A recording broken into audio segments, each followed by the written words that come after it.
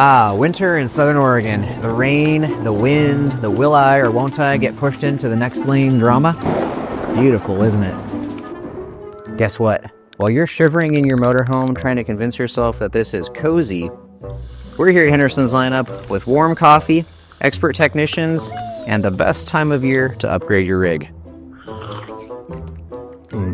Good. Why? Because unlike summer, when we're booked solid and your RV is on a waiting list longer than a DMV line, winter is the time. We've got availability to fit you in and give your RV the attention it deserves. Think of it as off-season training for your RV.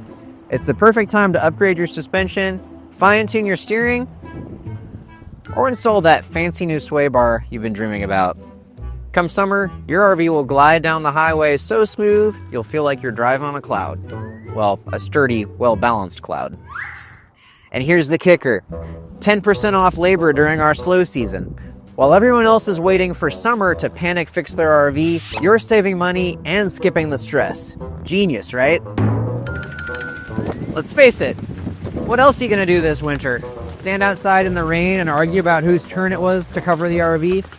Or worse, drive it in the rain and hope the wind doesn't push you into next Tuesday?